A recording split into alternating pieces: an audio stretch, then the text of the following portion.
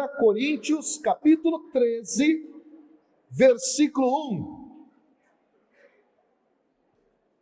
E talvez você diga, não sei onde fica, professor. Qual é a dica que eu vou te dar? Curso bíblico. Mas para agora, a dica é, abra em Apocalipse e vai voltando. Amém? Acharam aí, sim ou não? 1 Coríntios, capítulo 13, a partir do versículo 1. Vamos ler a palavra de Deus, que diz assim: ainda que eu falasse as línguas dos homens e dos anjos, se não tiver caridade, amor, sou como bronze que soa, como símbolo que retine. Mesmo que eu tivesse o dom da profecia e conhecesse todos os mistérios e toda a ciência, mesmo que tivesse toda a fé, a ponto de transportar montanhas, se não tiver amor, nada sou. Ainda que distribuísse todos os meus bens em sustento dos pobres, e ainda que entregasse o meu corpo para ser queimado, se não tiver amor, de nada valeria. A caridade é paciente, a caridade é bondosa, não tem inveja, a caridade não é orgulhosa, não é arrogante, nem escandalosa, não busca seus próprios interesses, não se irrita, não guarda rancor, não se alegra com a injustiça, mas se rejubila com a verdade. Tudo crê, tudo desculpa, tudo espera, tudo suporta, a caridade jamais acabará. As profecias desaparecerão, o dom das línguas cessará, o dom da ciência findará. A nossa ciência é parcial, a nossa profecia é imperfeita. Quando chegar o que é perfeito, o imperfeito desaparecerá. Quando eu era criança, falava como criança, pensava como criança, raciocinava como criança. Desde que me tornei homem, eliminei todas as coisas de criança. Hoje vemos como um espelho confusamente, mas então veremos face a face. Hoje conheço em parte, mas então conhecerei totalmente como eu sou conhecido. Por ora, subsistem a fé, a esperança e o amor, a caridade, as três. Porém, a maior delas é a caridade, o amor. Vamos dar uma salva de palmas à palavra de Deus? Pode aplaudir. Meu querido irmão, minha querida irmã. Amém. Queridos irmãos e irmãs, a primeira carta de Paulo aos Coríntios é uma das 4 cartas que Paulo escreveu a esta comunidade.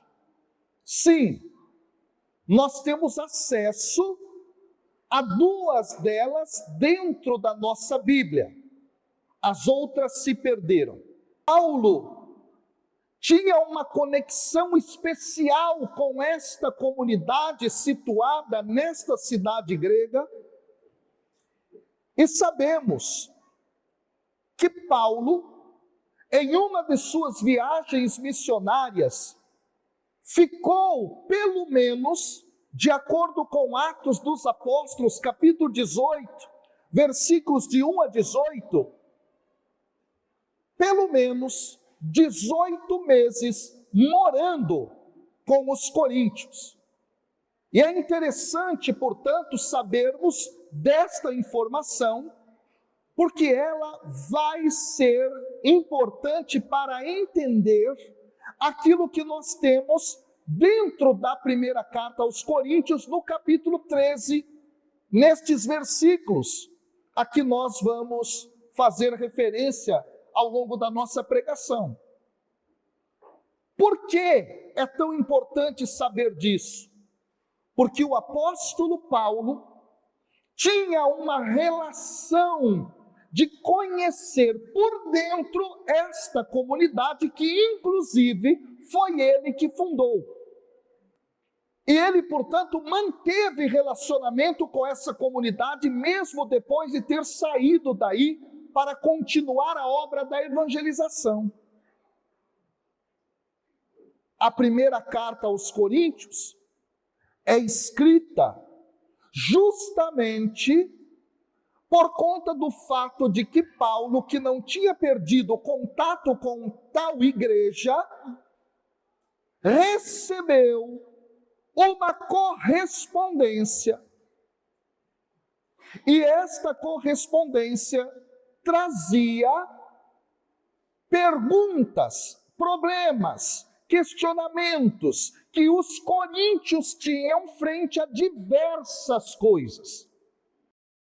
Então ele recebe essa correspondência e recebe também um pessoal de Corinto, onde ele estava, trazendo informações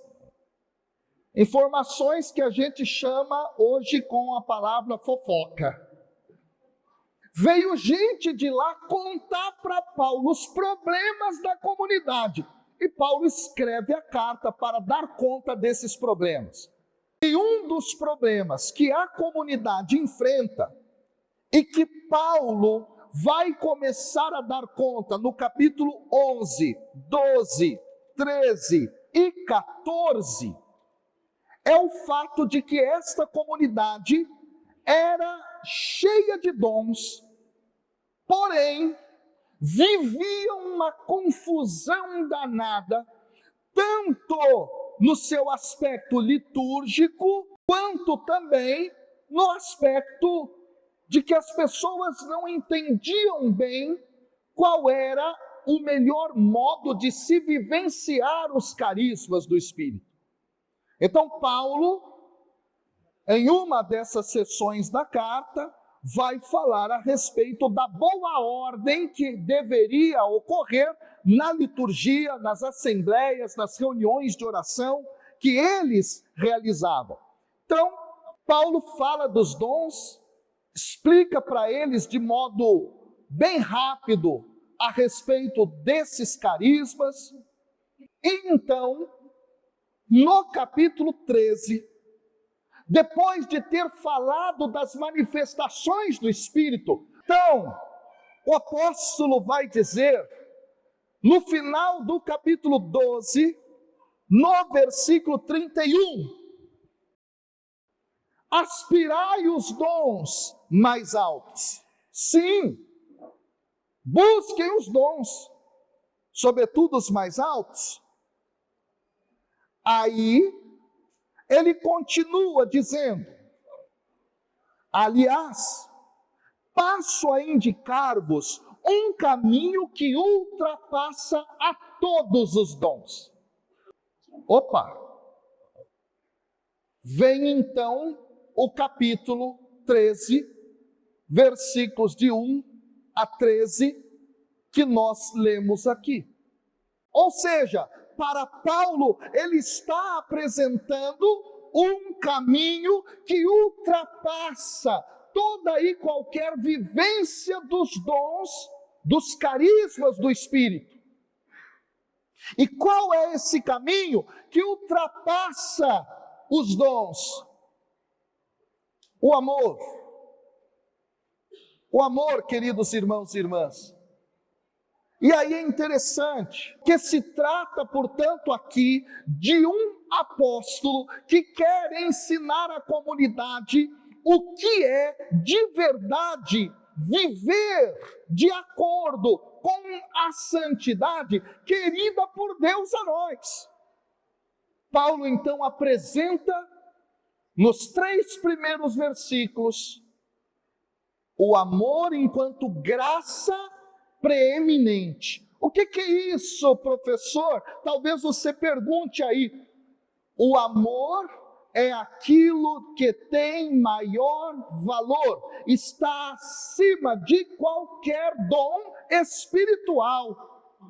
E aí então, nos versículos de 1 a 3, o apóstolo vai fazer a apresentação de uma argumentação linda.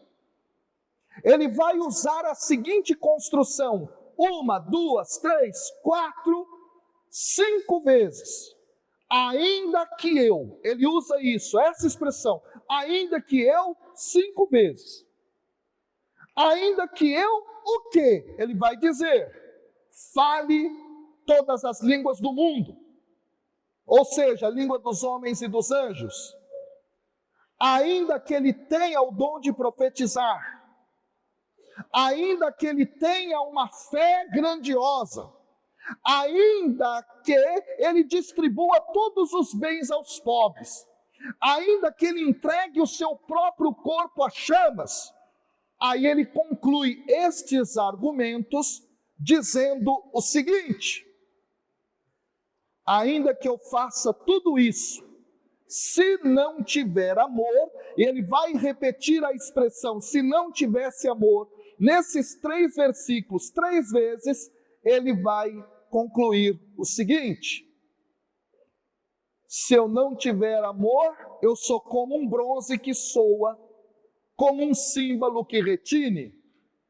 Eu nada sou e depois de nada tudo isso adianta. Qual é o raciocínio que Paulo tem, queridos irmãos e irmãs? Paulo está dizendo que nós podemos ter todos os dons espirituais, que nós podemos, inclusive, viver uma das coisas máximas da moralidade, que é ajudar o pobre, o desvalido, aquele que está com a sua sobrevivência ameaçada. Que nós podemos, inclusive, morrer num processo de martírio. Só que se não tiver amor, tudo isso não valeu de nada. Como assim? Eu vou te explicar. É preciso que nós entendamos o que Paulo entende por amor. Amor para Paulo não se trata, e isso você já deve ter ouvido milhões de vezes, não se trata de um sentimento. Amor para Paulo diz respeito a uma opção. Mas que opção é essa, professor? A opção de você fazer o bem, primeiro, sem querer receber qualquer coisa em troca. Ou seja, é uma escolha que você faz em fazer o que se deve fazer de bem aos outros, sem absolutamente a espera de uma recompensa. E isso nos recorda aquilo que Jesus, no Sermão da Montanha, lá em Mateus capítulo 5, 6 e 7, fala a cada um de nós, seus discípulos, a respeito de dar aos pobres uma ajuda. Lembra quando Jesus diz: se a mão direita der, que a esquerda não saiba? Que você não faça o bem para o outro, querendo em troca algum tipo de reconhecimento. Porque se você busca reconhecimentos na terra pelo bem realizado, você, ao obter o reconhecimento na terra pelo bem realizado, você já obteve a sua recompensa. Atenção, irmão! Paulo está dizendo que o amor verdadeiro do cristianismo é uma opção em fazer o que precisa ser feito para a realização do bem a uma outra pessoa, sem que lá no mais íntimo do nosso coração a gente espere alguma recompensa. Uau! Porque existem ações que a gente faz que são aparentemente boas, mas a intenção profunda é a intenção de receber um aplauso, de receber um elogio, de receber um tapinha nas costas, de receber talvez um dinheirinho, ou de receber um favor em troca. Eu vou dar um exemplo bem clássico disso. O político que vem aqui, distribui cesta básica para todo mundo. Dar cesta básica a quem precisa é bom ou é ruim? A princípio é bom. Só que o que está por trás da ação desse político? A troca do voto. Ele está comprando o voto das pessoas. O que eu quero dizer? O amor verdadeiro é puro nas suas intenções. Por quê? Porque o amor verdadeiro é fazer o bem pelo bem. É você não querer ter algo em troca com aquilo. E esta é uma das dinâmicas mais importantes que vão distinguir o amor cristão, que algumas Bíblias vão traduzir por caridade, com aquilo que é realizado em outras tradições religiosas. Por exemplo, no Espiritismo, que se faz muita caridade, se prega que quando você faz a caridade para o próximo, você está de alguma maneira se purificando, a fim de que pela caridade realizada, pelo bem, entre aspas, realizado, você vai chegar a um processo em que na próxima encarnação, você virá melhor do que você está hoje.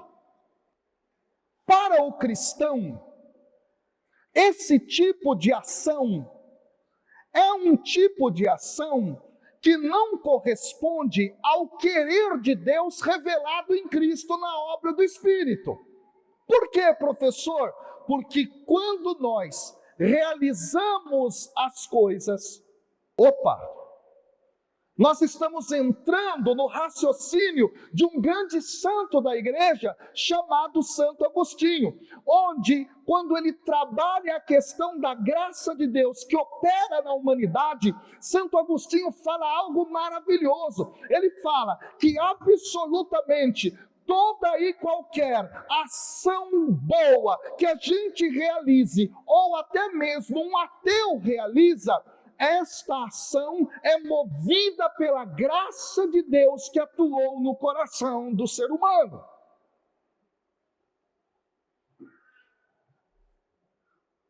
Portanto, quando eu faço caridade, quando eu estendo a mão ao próximo, quando eu ajo em relação ao outro para fazer o bem a ele, eu faço pura e simplesmente não porque quero recompensas, nem mesmo o céu. Eu faço porque eu fui alcançado por Deus, porque o céu me alcançou, e como novo homem que sou em Cristo, é fruto do Espírito fazer a caridade. O raciocínio é outro.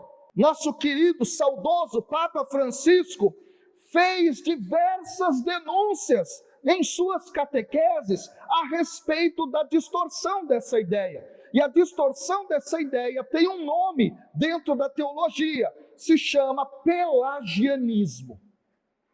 O que é o pelagianismo? É a ideia de que o ser humano por si alcança a salvação sem Deus. Então a gente precisa entender, Paulo está dizendo que no fundo, qualquer ação que eu realize, mesmo que ela aparente ser boa, se a motivação for qualquer outra, como o elogio, por exemplo, a aceitação, por exemplo, ou receber um favor em troca, por exemplo, de nada adianta.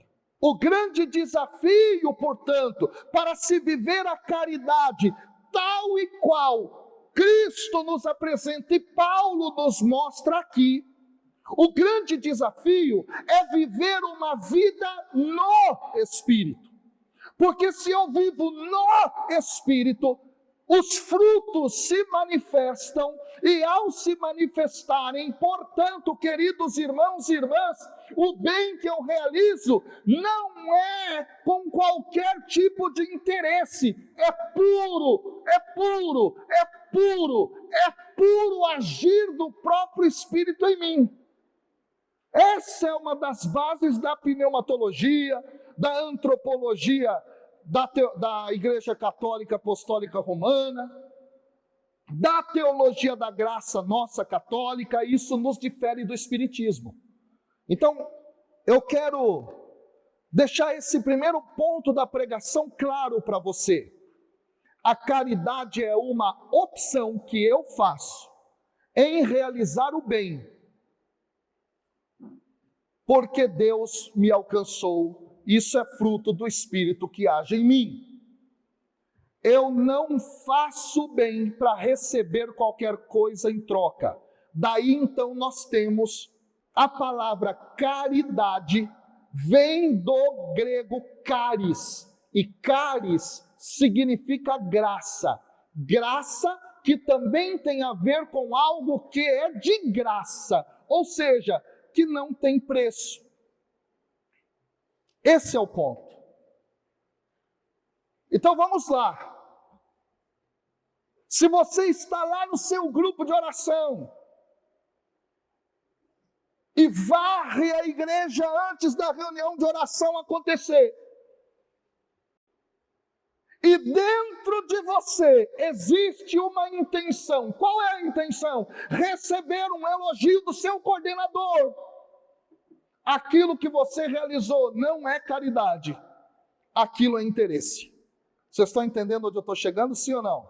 Por quê? Porque você varreu, colocou de cantinho ali a vassoura, colocou a pazinha no cantinho e está aqui, ó. Será que ele vai falar alguma coisa de me elogiar? Aí passe a seguinte reflexão comigo. Quantas pessoas na igreja saíram da igreja ou dos grupos, por quê? Porque o coordenador nunca falou para mim que eu era bonzinho e a minha varrida era boa. Por que você saiu da igreja? Porque ninguém nunca elogiou a minha pregação. Por que você saiu da igreja? Porque nunca ninguém me elogiou eu tocando guitarra. Por que você saiu da igreja? Porque lá ninguém reconhece o meu esforço. Meu irmão, caridade é opção de fazer o bem sem querer qualquer coisa em troca, nem mesmo um elogio. É uma opção daquele que vive uma vida no Cristo, uma vida no Espírito. É fruto do operar de Deus em mim. Então, se eu varro, se eu prego, se eu toco, se eu canto, se eu intercedo, se eu arrumo cadeira, se eu desarrumo cadeira, se eu pinto a parede ou qualquer coisa na obra de Deus, eu o faço porque tenho que fazer como uma opção. Por quê? Porque Cristo me alcançou. Eu vou fazer de tudo que for possível e inimaginável para que a obra de Deus aconteça por gratuidade.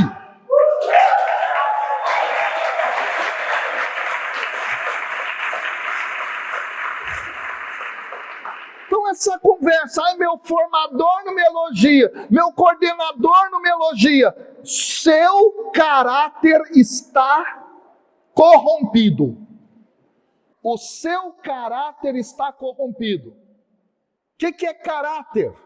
Bem básico na explicação, caráter é o seguinte: é aquilo que está mais profundamente dentro de você enquanto intenção. Quando você realiza o que você realiza, quando você faz aquilo que você faz, qual é a intenção mais profunda que está aí dentro de você?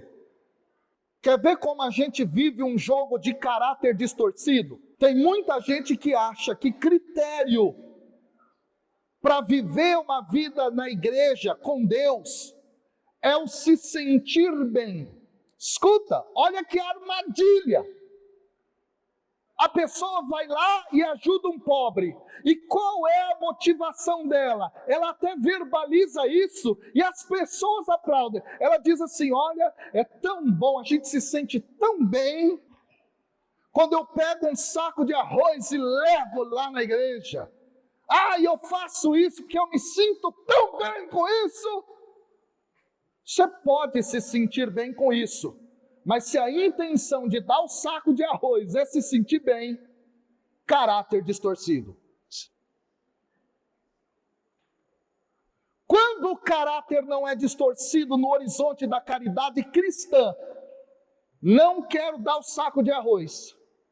Está faltando arroz na minha casa, mas eu vou dar o arroz, porque eu faço uma opção de fazer o bem radicalmente, ainda que eu me sinta mal com isso. Isso é cristianismo. Meu grupo de oração realizou durante muitos anos trabalhos sociais na Cracolândia, em São Paulo. Eu não sei se você já viu isso, ou aqui com os olhos diretos na realidade, ou pela televisão, ou pela internet, mas a Cracolândia é um dos piores infernos que você pode se deparar nessa vida. Aqui é a Cracolândia. É um lugar onde se fuma crack sentado sob cadáveres. Eu não estou exagerando. Muitos estão naquela noia da pedra, que eles se sentam em cadáveres que morrem ali, e o cadáver é feito de sofá e de banco para eles fumarem crack. Nosso grupo de oração ia para lá sextas-feiras à noite. Pergunta para mim se eu gosto de ir na Cracolândia. Odeio! Não gosto não. Pergunta para mim se eu, esse ser humano aqui, corrompido pelo pecado, esse ser humano aqui gosta de ir na Cracolândia abraçar os irmãos que estão no crack. Não gosto, é ruim, mas eu vou. E vou quando não quero ir. Por quê? Porque caridade, amor cristão é uma opção de fazer o bem sem ter algo em troca, ainda que seja uma cruz, realizar o que precisa ser realizado, ainda que me gere sofrimento, ainda que me gere dor, ainda que me gere cruzes, ainda que me gere choro, ainda que me gere cansaço. Eu faço o que precisa ser feito, porque eu fui alcançado por um Deus que me amou, sem impor qualquer condições.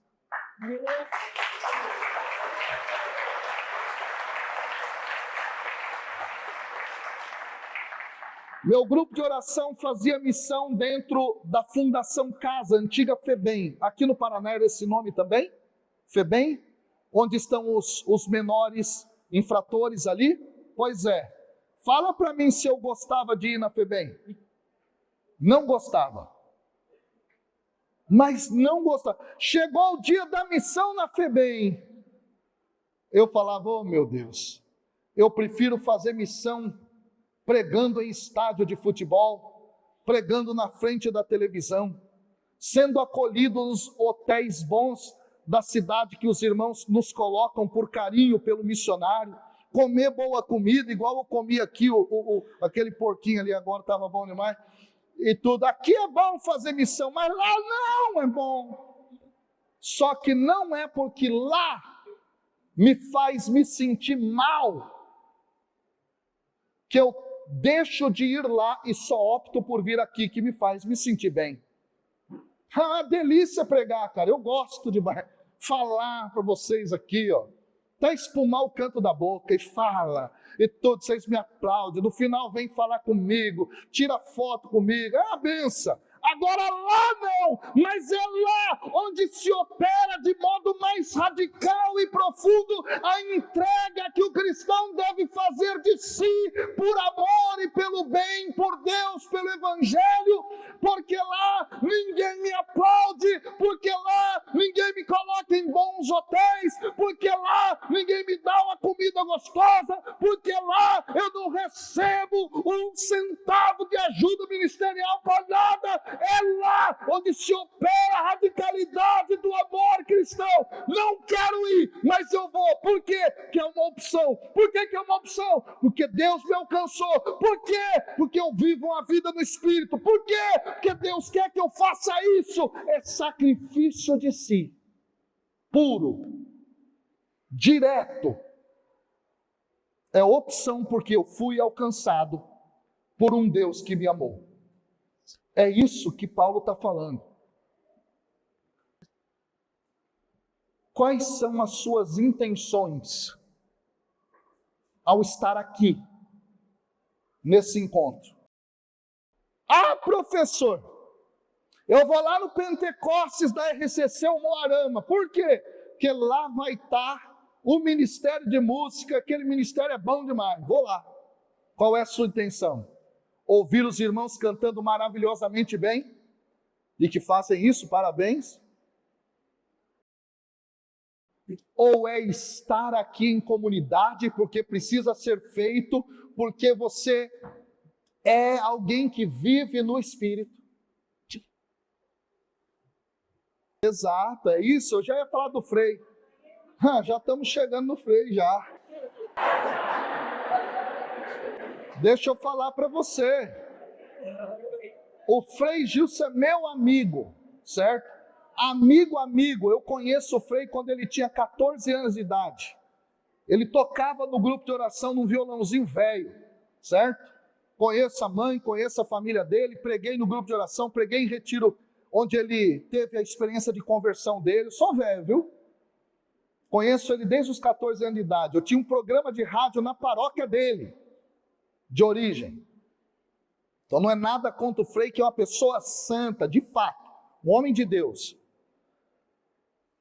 Mas tem muita gente que segue ou o Frei Gilson ou o Padre Fulano, muitas vezes distorcendo o caráter das suas intenções em estar em comunidade na igreja.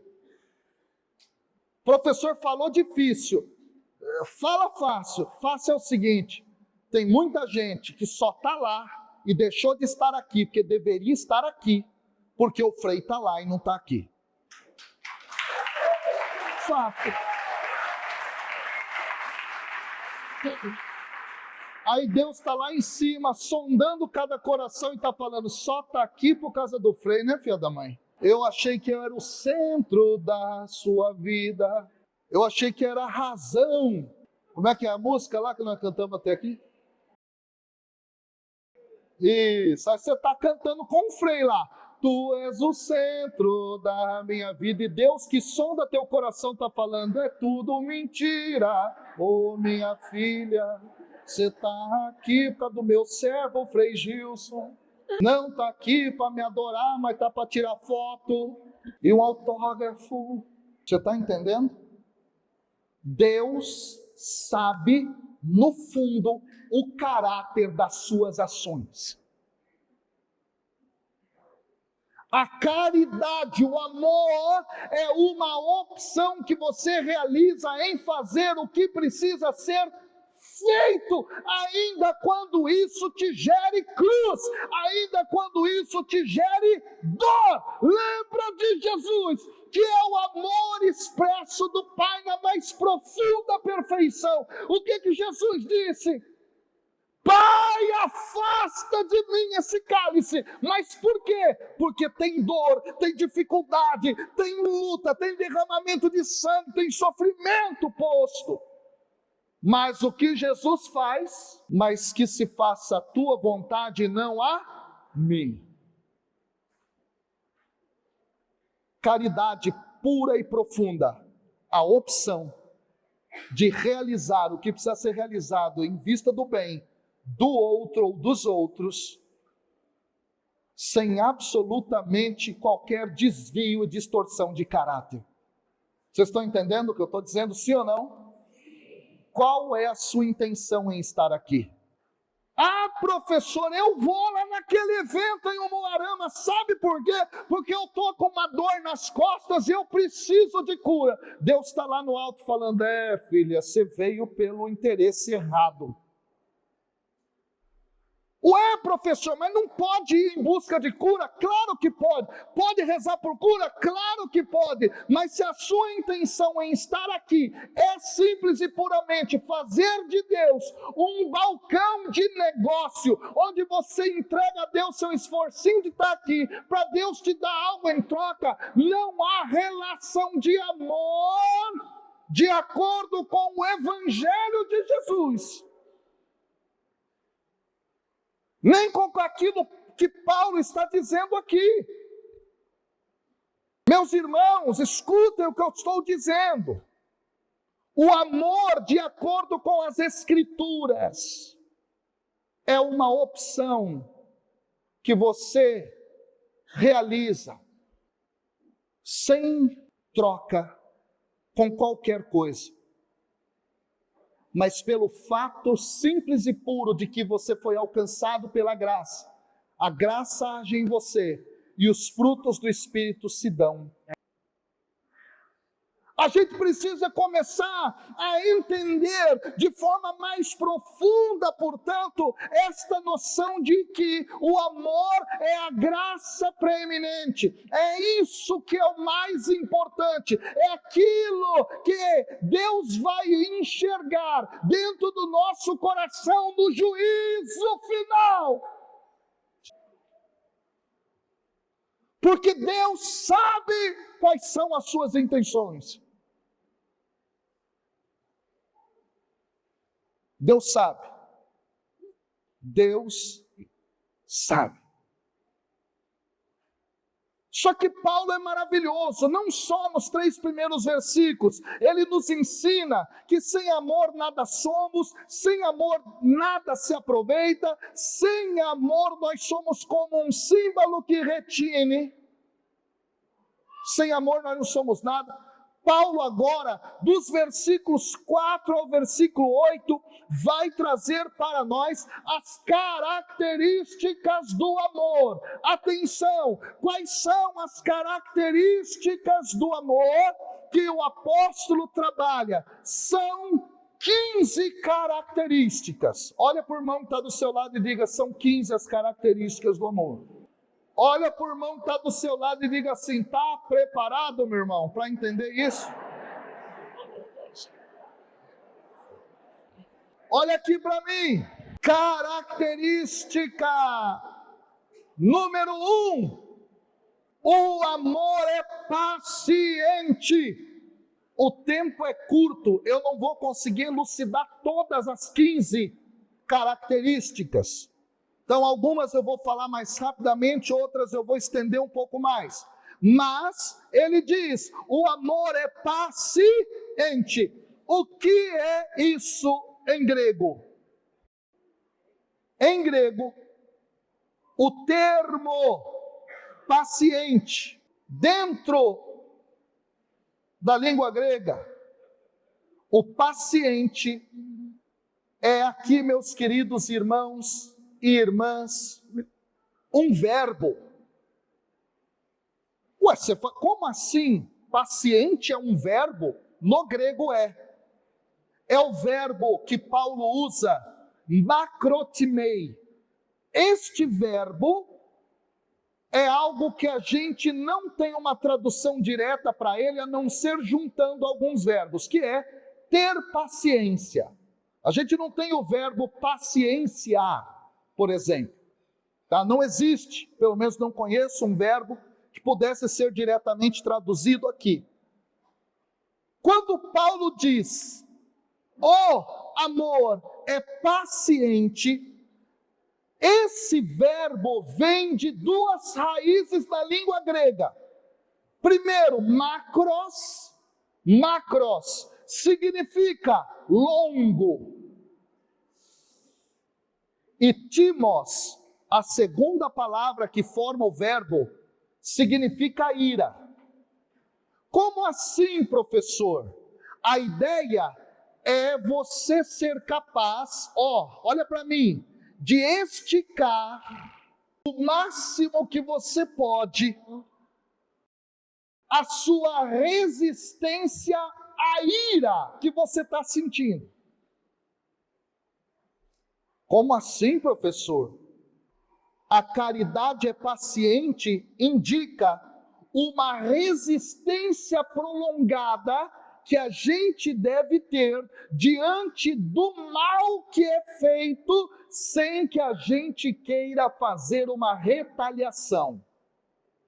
O amor é uma opção de você não se derramar em ira ao ponto de acabar com o outro, mesmo quando esse outro fez um mal com você absurdo. Meu Deus, se nem no trânsito, quando alguém anda devagar, a gente aguenta. Tem cristão que passa do lado do irmão que fechou ele no trânsito e mostra todos os dedos possíveis para ele. Só que antes ele estava dentro do carro. Tu és o centro da minha vida. A capacidade de esticar ao máximo possível aquele sentimento de ira para você não se derramar em ira. É isso que Paulo está falando quando ele diz, em português, que o amor é paciente.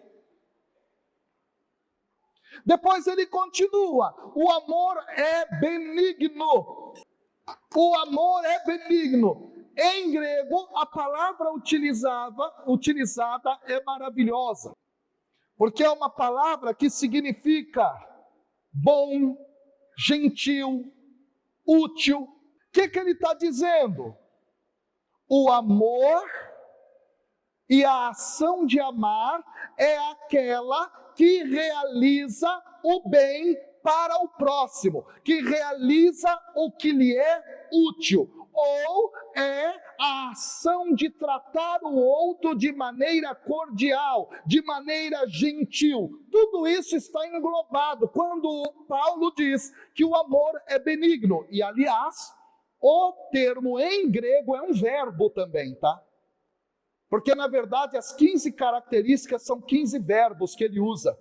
Então, é bem interessante. Às vezes não dá para a gente traduzir isso direto para o português. Então, o que ele está dizendo? Quem ama, em outras palavras, além de fazer o bem, como eu estava já falando outrora, também é alguém que faz aquilo que é útil para o outro.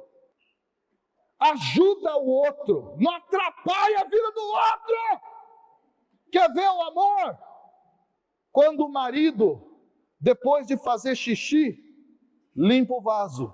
Ou faz sentado para a esposa, a irmã, aleluia, glória, cadê meu marido? Chama o homem lá fora. Isso é amor.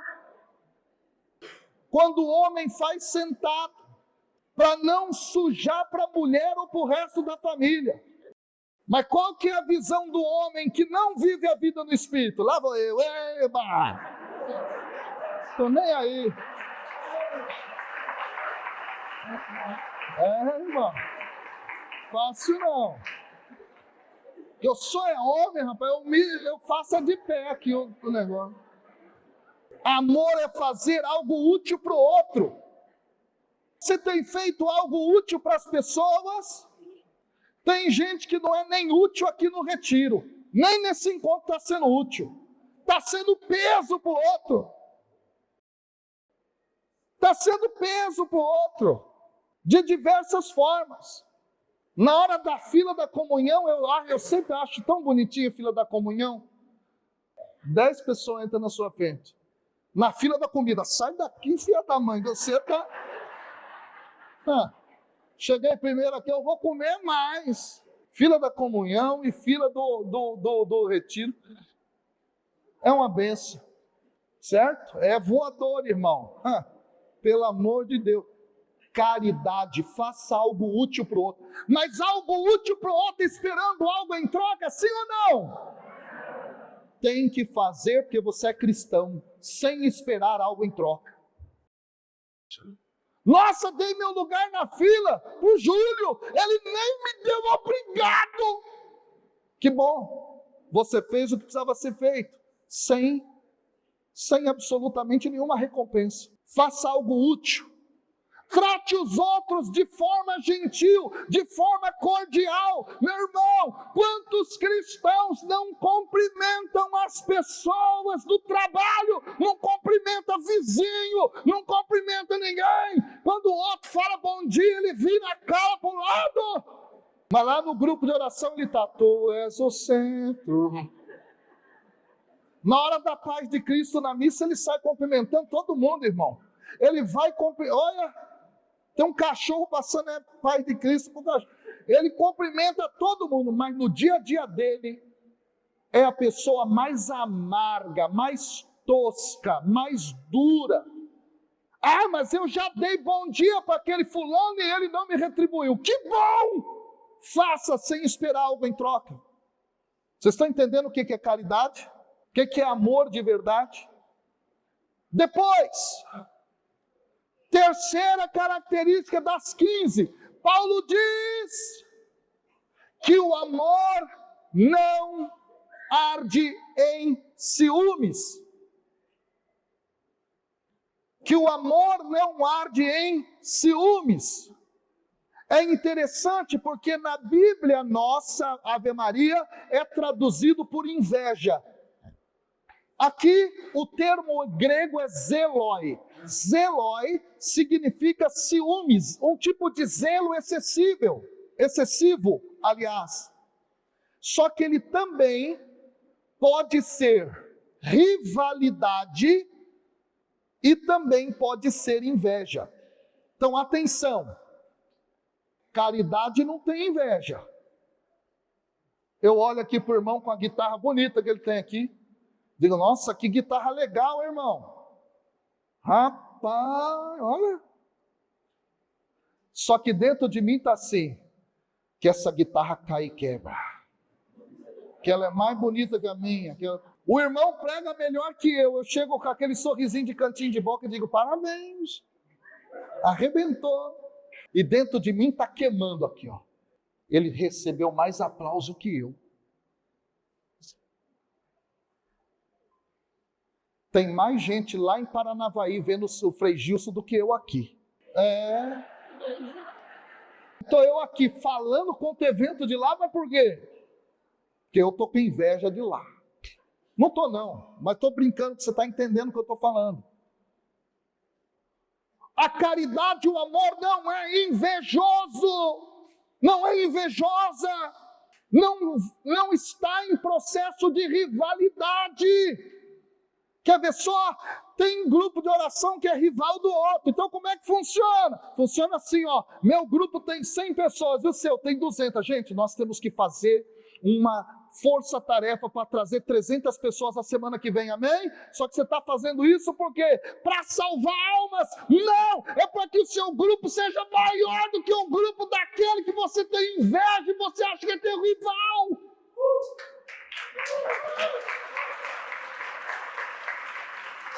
Vocês estão entendendo que até as ações podem ser aparentemente boas, mas se não tiver amor, de nada adianta. Você lotou o estádio de futebol, cheio de gente. Por quê? Para mostrar para o outro lá, que você conseguiu fazer, no fundo era isso a sua intenção, por rivalidade do outro.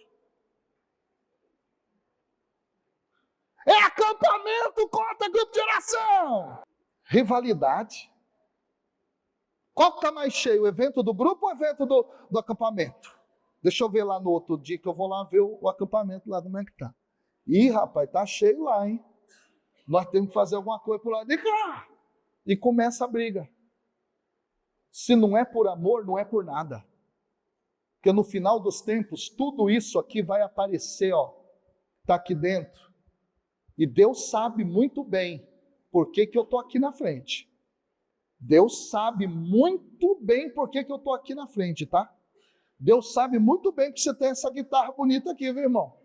Deus sabe muito bem porque você está aí tocando. Deus sabe muito bem.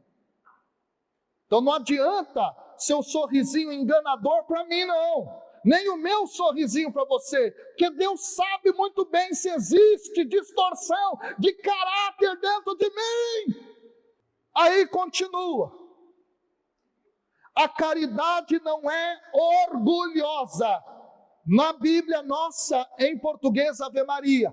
Quando a gente olha na língua grega, nós temos aqui um verbo, perpereuetai. O verbo significa se ufanar. Você fala, nossa, que palavra esquisita, professor. O que isso significa? Eu vou te explicar algo muito interessante. Esta palavra, na língua grega, é uma onomatopeia, que é uma palavra que designa um som. Perpereuetai é uma palavra assim, que os gregos inventaram para poder dar conta de um comportamento de alguém que fica batendo no seu peito e dizendo, eu sou isso, eu sou aquilo outro, se engrandecendo. E aí é interessante, porque na sequência, Paulo diz que além de não ser orgulhosa, perpereuetai, também não é arrogante. Arrogante aqui já é a palavra em grego, que é um verbo, que é o verbo de se ensoberbecer, ficar soberbo, agir com soberba. Então, Paulo usa dois termos correlatos para falar o seguinte, que a caridade, o amor verdadeiro, é aquele que não se ensoberbece, é aquele que não fica se engrandecendo. Amar de verdade é amar e não querer se engrandecer. Eu vejo isso em muitas relações dentro de famílias. Por exemplo, a mãe faz a melhor comida que ela pode fazer, ela põe na mesa. Aí ela fica sorrindo assim, esperando elogio. Mãe, como a senhora cozinha bem, ela, ai, obrigado. Não foi nada não. E dentro ela fez aquilo lá para o engrandecimento dela. Ao fazer algo bom, não queira ser engrandecido por aquilo, ou forçar o engrandecimento. Tem pregador que força o engrandecimento. Sabe como é que força o engrandecimento? Quando o pregador está aqui na frente, ele começa. Porque eu fui pregar nos Estados Unidos. Porque eu lá preguei. E depois eu fui para sei lá onde. E eu fui para a Inglaterra. Eu falei lá na Inglaterra também com aquele pessoal. E começa a contar só testemunho dele mesmo. Para que ele está fazendo isso? É soberba, é engrandecimento, é se colocar num patamar acima do outro. O amor não é arrogante, o amor não é ensoberbecimento. O amor, meu irmão, é servir o outro porque tem que servir o outro, porque Jesus falou, maior é o que serve, não o que é servido. Para que você serve a Deus?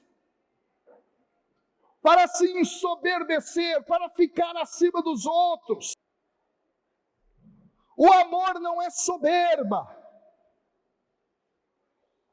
Aí ele continua no versículo 5. A caridade, o amor, não é escandaloso. No grego, é um verbo, asremonei. Esse verbo asremonei, em grego, é não se portar de maneira inconveniente, de maneira indecorosa, de maneira antiética. Ou seja, o amor, segundo o apóstolo Paulo, não é escandaloso, significa, não é aquele ato que você realiza de forma antiética. É muito interessante essa forma de Paulo entender. Eu vou avançar por causa do tempo, tá? Para a gente poder ver mais características. Mas é muito interessante esse ponto que Paulo traz. Aí ele continua. Também não busca os seus próprios interesses. Ou seja, O amor é uma expressão enfática de entrega, de altruísmo, de sacrifício. Não busque os seus próprios interesses. Quando você fizer as coisas para o bem do outro, saiba que os seus interesses não podem estar aqui em jogo quando o ato é amor. Depois, o amor não se irrita. Olha para o irmão que está do seu lado. Não se irrite. O amor não se irrita. No grego, o verbo é um verbo muito bonito, é o verbo paroxinetai. Paroxinetai. E o que significa oxis? Em grego, afiado, agudo. Esse verbo significa não se deixar provocar facilmente quando alguém te chuca ou fica enchendo o teu saco com algo pontiagudo. A ideia básica do verbo é essa. Quando alguém fica te alfinetando, não se irrite. O que é o amor? E como é que você está agindo com a tua mulher dentro de casa? Fala, Deus, a irmã gritou ali. Fala. Como é que você está agindo com o seu esposo dentro de casa? Fala, Deus. Tudo é irritação. Tudo é motivo para brigar com o outro. Pavio curto. Quem ama controla isso. Vamos avançar por causa do tempo. Depois ele diz que o amor não guarda rancor. Quem ama, perdoa. Quem ama, perdoa. E é bonito porque o verbo usado é logizetai. Logizetai é um verbo que vem de logos. Não guardar rancor é não ficar pensando o tempo inteiro, remoendo. É muito bonita a expressão, pena que não dá muito tempo para a gente trabalhar isso. Mas quem ama não guarda rancor. Não remói, perdoa. O que Jesus fez na cruz. Pai, perdoa, eles não sabem o que fazem. O que nós fazemos nas nossas cruzes? Nos irritamos com os outros, guardamos rancor dos outros, brigamos com os outros. Amor é opção de se fazer o bem, movido pela graça de Deus. Vamos avançar. Não se alegra com a injustiça. Não se alegrar com a injustiça, meus irmãos. Ao vermos situação de injustiça sendo cometida, às vezes com pessoas que são diferentes do nosso modo de pensar, muitos de nós fazemos o quê? Aplaudimos. Cristão não pode se alegrar com a injustiça, mesmo que essa injustiça seja cometida com alguém que a gente gostaria que fosse injustiçado. O amor se regozija com a verdade. E aí é interessante porque o verbo regozijar aqui é se alegrar com. É se alegrar com. E isso é algo muito bonito. Se alegrar com o outro e se alegrar com a verdade. É maravilhoso isso. Aí vamos para o versículo 7. Paulo muda o modo dele apresentar e ele começa: o amor tudo sofre, tudo crê, tudo espera, tudo suporta. O que significa tudo suporta? É no sentido de proteger. O termo usado, stégei, em grego, é suportar no sentido de proteger. Quem ama, protege. Protege de tudo. Não uma proteção boba, tosca, ruim, negativa, de uma hiperproteção de um pai para com o filho, mas protege o outro. Protege o próximo. E eu vejo em muitos grupos por aí, que nós não desenvolvemos essa proteção ao próximo. O que a gente faz? Quando o outro está sendo atacado, a gente ataca junto. Proteção. Proteção daqueles que estão sem proteção na sociedade. A gente acha que isso é coisa de teologia da libertação. Não é não, é evangelho, é palavra de Deus. Proteger os desprotegidos. Tudo crê. O que é tudo crê? Aqui, meus amigos, tudo crê, é tudo, não significa ser ingênuo, mas tudo crê é crer no bem. Esse é um ponto importante. Depois, tudo espera, é esperar ativamente em Deus. Tudo espera é uma esperança em Deus, tanto é que o verbo aqui no grego é o mesmo verbo da palavra esperança em grego. E tudo suporta. O que esse tudo suporta, que está traduzido assim na Bíblia Ave Maria, é tudo persevera, é perseverar a tudo, ter firmeza, é permanecer firme diante das provas, das tribulações. É ou não é assim? Um exemplo que temos de uma mãe em relação ao filho, quando o filho está em dificuldade, tudo suporta, passa ali pela tribulação. Eu conheci a história de uma mulher que tinha um filho que não enxergava, não ouvia, não falava, não andava, absolutamente nada. Ela andava com o filho para cima e para baixo, pegando ônibus, descendo de ônibus, levando o filho para o hospital para manter o filho vivo, mesmo sem ela ter o filho, vendo, ouvindo, enxergando. O filho não manifestava absolutamente nada em relação a ela, numa troca de afeto, nada, mas ela tudo suportava pelo filho.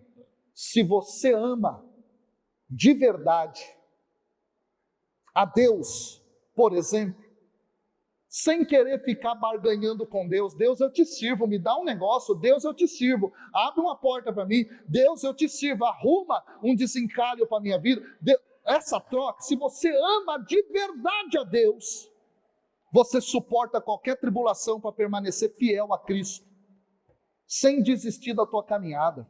Se você ama de verdade o teu esposo, a tua esposa, elevou esse relacionamento de vocês ao grau do sacramento, ao ato de amar o outro a partir do amor divino, que coisa maravilhosa, você suporta, você persevera na sua fidelidade, você persevera em fazer o bem para o outro, na saúde e na doença, na alegria e na tristeza. Paulo, meus queridos irmãos e irmãs, está nos ensinando, e aí eu finalizo, que é só o amor aquilo que vale.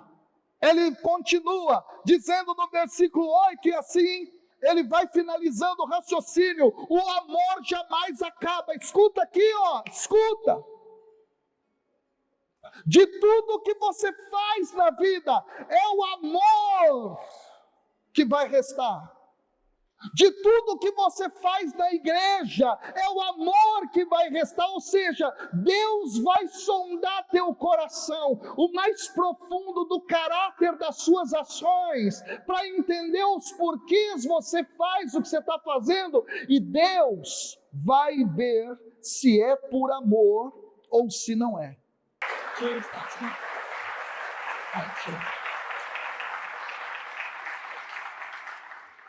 Profecias desaparecerão, as línguas cessarão, a ciência passará, tudo vai passar, o amor jamais passará. E aí Paulo então vai encerrar falando, e assim também eu encerro, sobre o caminho da perfeição cristã, sobre o caminho da maturidade cristã, sobre o caminho da santidade de acordo com o cristianismo. Ele vai dizer, no versículo 10, 11, 12 e depois do 13, a respeito da metáfora de um menino, em relação a um homem adulto. Então ele diz, quando ele era menino, falava como menino, sentia como menino, pensava como menino, mas quando homem adulto, maduro, desistiu das coisas próprias de menino, de criança. Sabe quando é que você se eleva a um grau de maturidade dentro da sua vida cristã, dentro da sua vida enquanto ser humano? O dia em que você opta por amar. A partir desse amor que eu estou falando aqui, que é o amor do Evangelho, é o amor da palavra de Deus. Você só será maduro, vai sair da sua infância espiritual de criança espiritual, no sentido negativo de criança, não naquele ao qual Jesus fazia menção, sobre quem quer entrar no reino deve ser como criança. Jesus está se referindo a uma outra situação. Aqui, o fato é, tem muita gente na infância espiritual. Você só vai se elevar a um grau de maturidade à medida em que você amar. À medida em que você amar. Ou seja, à medida em que você fizer o bem como uma opção de alguém que foi alcançado pela graça de um Deus amor. Tanto nesse sentido, amar a Deus sem esperar de Deus nada. Você seria capaz de se relacionar com Deus assim? Estou aqui pelo Senhor, por nada mais. Não estou aqui por cura, não estou aqui por emprego, não estou aqui por bênçãos, não estou aqui por nada a não ser Deus em si. Se relacionar com o próximo, fazendo o bem para o próximo, sendo útil ao próximo, ajudando o próximo, fazendo o que é bem real para ele, sem esperar nada em troca. Isso te eleva na maturidade. Amar, amar e amar.